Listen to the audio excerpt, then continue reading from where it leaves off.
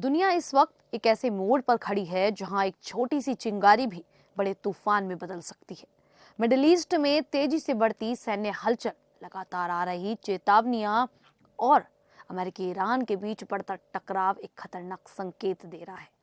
अमेरिकी युद्धपोत समुद्र में तैनात हैं, एयरबेस अलर्ट पर है, मिसाइल सिस्टम तैनात किए जा रहे हैं और दूसरी तरफ ईरान भी जवाबी तैयारी में जुटा है। सवाल सिर्फ एक तनाव का नहीं है, बल्कि उस संभावित टकराव का है जो शुरू हुआ तो कुछ ही घंटों में पूरे क्षेत्र को युद्ध की आग में झोंक सकता है, जिससे कई देश सीधे इसकी चपेट में आ सकते हैं।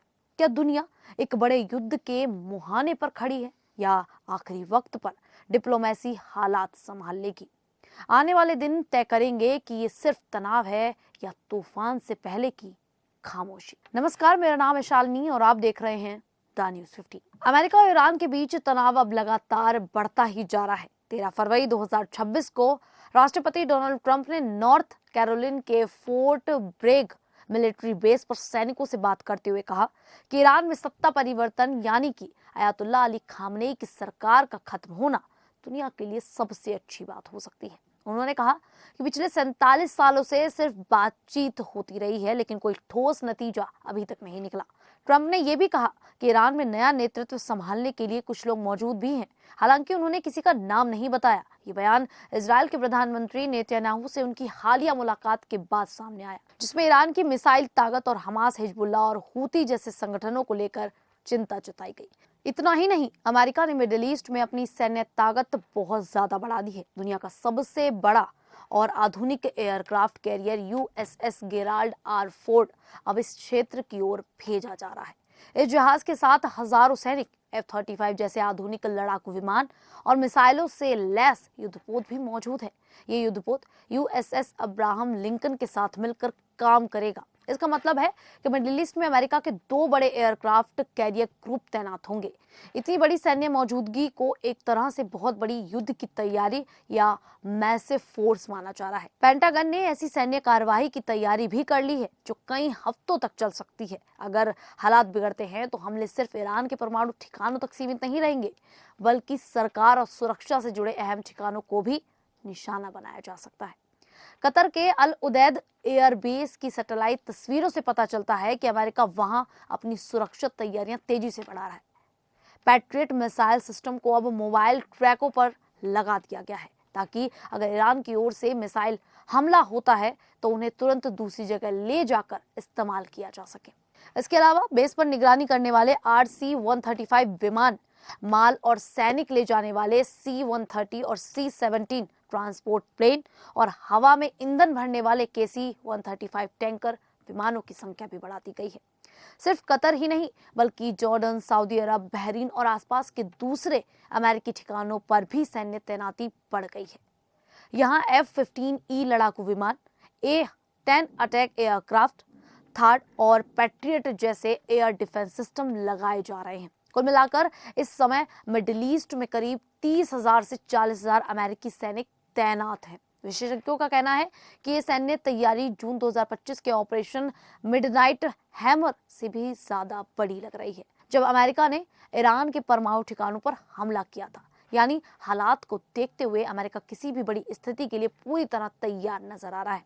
तो वहीं दूसरी तरफ ईरान भी पूरी तरह से तैयारी में जुटा हुआ है। ईरान की रिवॉल्यूशनरी गार्ड ने साफ चेतावनी दी है कि अगर अमेरिका ने हमला किया तो कतर, बहरीन, जॉर्डन और UAE में मौजूद अमेरिकी सैन्य ठिकानों पर मिसाइल और ड्रोन से जवाब दिया जाएगा। ईरान के पास बड़ी संख्या में हथियार हैं।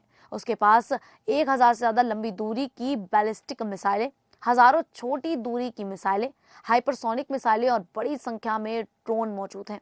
इन ड्रोन और मिसाइलों ने 2025 में इजराइल के साथ हुए संघर्ष के दौरान उसकी एयर डिफेंस सिस्टम को भी चुनौती दी थी। ईरान ने तेहरान, केरमानशाह और खाड़ी क्षेत्र के पास जमीन के नीचे मजबूत मिसाइल ठिकाने बना रखे हैं, ताकि हमले की स्थिति में भी जवाब दिया जा सके। इसके अलावा उसकी नौसेना भी सक्रिय है। ईरान के पास तेज हमला करने वाली छोटी युद्ध नौकाएं, समुद्री माइंस, क्रूज मिसाइलें और ड्रोन ले जाने वाले जहाज हैं, जो हॉर्मुज जल डमरू मध्य में अमेरिकी जहाजों को निशाना बना सकते हैं। इससे ये साफ है कि अगर कोई टकराव होता है तो ईरान भी जवाब देने के लिए पूरी तरह तैयार बैठा है। लेकिन अगर अमेरिका और ईरान के बीच युद्ध शुरू होता है तो पहले 24 घंटे बेहद खतरनाक और विनाशकारी हो सकते हैं। लेकिन अगर अमेरिका और ईरान के बीच युद्ध शुरू होता है तो पहले 24 घंटे बहुत खतरनाक और विनाशकारी हो सकते हैं। शुरुआत में अमेरिका अपने सबसे आधुनिक हथियारों का इस्तेमाल करेगा। स्टील्थ बॉम्बर्स जैसे B-2, B-21 और F-35 फाइटर जेट्स के जरिए ईरान के एयर डिफेंस सिस्टम, रडार और सैन्य कमांड सेंटरों पर सटीक हमले किए जा सकते हैं ताकि उसकी रक्षा क्षमता कमजोर हो जाए। लेकिन इसके जवाब में ईरान भी तुरंत पलटवार करेगा। वो अमेरिकी सैन्य ठिकानों पर सैकड़ों बैलिस्टिक और क्रूज मिसाइलें दाग सकता है। साथ ही बड़ी संख्या में ड्रोन भेजकर अमेरिकी जहाजों और ठिकानों को निशाना बनाया जा सकता है। सबसे बड़ा खतरा हॉर्मुज जलडमरू मध्य को लेकर होगा। ये वही रास्ता है जहां से दुनिया का करीब 20% तेल गुजरता है। अगर ईरान इसे बंद करने की कोशिश करता है, समुद्र में माइंस बिछाता है, तेज नावों से तेल टैंकरों पर हमला करता है या सऊदी अरब और UAE के तेल ठिकानों को निशाना बनाता है, तो वैश्विक तेल सप्लाई पूरी तरह से प्रभावित हो सकती है। ऐसी स्थिति में तेल की कीमतें तेजी से बढ़कर तेजी से बढ़कर 150 से $200 प्रति बैरल तक पहुंच सकती है। इसका सीधा असर पूरी दुनिया की अर्थव्यवस्था पर पड़ेगा। महंगाई बढ़ेगी, बाजार गिरेंगे और कई देशों में आर्थिक संकट जैसी स्थिति बन सकती है। इतना ही नहीं, विशेषज्ञों का मानना है कि ईरान के पास इतनी बड़ी संख्या में मिसाइलें हैं कि वो एक साथ कई हमले कर सकता है। ऐसे में अमेरिकी डिफेंस सिस्टम पर भारी दबाव पड़ सकता है और शुरुआती घंटों में ही कई अमेरिकी सैनिकों के हताहत होने का खतरा रहेगा। ईरान की ओर से इजराइल पर भी बड़े पैमाने पर मिसाइल हमले किए जा सकते हैं। इससे पहले से ही गाजा और हमास के संघर्ष के बाद तनाव झेल रहे पूरे क्षेत्र में हालात और ज्यादा खराब हो सकते हैं। खाड़ी के देश जैसे सऊदी अरब, UAE और कतर भी इस स्थिति को लेकर चिंतित हैं। वे नहीं चाहते कि उनके यहाँ मौजूद अमेरिकी ठिकानों पर हमले हों, लेकिन साथ ही उन्हें ये डर भी है कि अगर ईरान की सरकार कमजोर होती है या गिरती है तो वहां अराजकता फैल सकती है, शरणार्थियों का संकट पैदा हो सकता है और कट्टरपंथी ताकतें मजबूत हो सकती हैं। हालांकि अभी हाल ही में ओमान में अमेरिका और ईरान के बीच थोड़ी बातचीत हुई थी, लेकिन उससे कोई खास नतीजा नहीं निकला। राष्ट्रपति ट्रंप ने कहा कि 1 महीने के अंदर कोई समझौता होना चाहिए, नहीं तो हालात बहुत गंभीर और दर्दनाक हो सकते हैं। यानी कि ये साफ है कि अगर ये युद्ध होता है तो अमेरिका और ईरान तक सीमित नहीं रहेगा, बल्कि पूरे मिडिल ईस्ट को बड़े युद्ध की तरफ धकेल सकता है। अगर हॉर्मुज जलडमरू मध्य बंद होता है तो भारत समेत कई देशों पर सीधा असर पड़ेगा, क्योंकि भारत अपनी जरूरत का बड़ा हिस्सा कच्चे तेल का इसी रास्ते से मंगाता है। तेल की कमी और कीमतों में भारी बढ़ोतरी से देश में महंगाई बढ़ सकती है। इसके अलावा खाड़ी देशों में लाखों भारतीय काम करते हैं। अगर क्षेत्र में युद्ध होता है तो उनकी सुरक्षा भी खतरे में पड़ सकती है और बड़े पैमाने पर लोगों को वापस लाने जैसी स्थिति भी बन सकती है। इसका असर सिर्फ मिडिल ईस्ट तक नहीं रहेगा, बल्कि पूरे दुनिया की अर्थव्यवस्था पर पड़ेगा। शेयर बाजार गिर सकते हैं, महंगाई तेजी से बढ़ सकती है और कई देशों में आर्थिक संकट की स्थिति बन सकती है।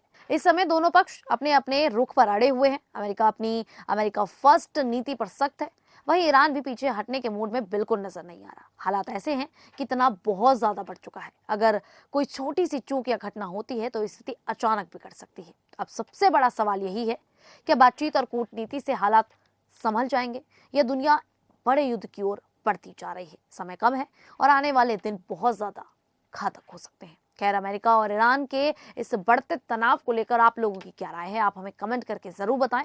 अभी के लिए इतना ही, फिर हाजिर होंगे ऐसी ही देश और दुनिया से जुड़ी बड़ी खबरों के साथ। तब तक के लिए देखते रहिए द न्यूज़ 15।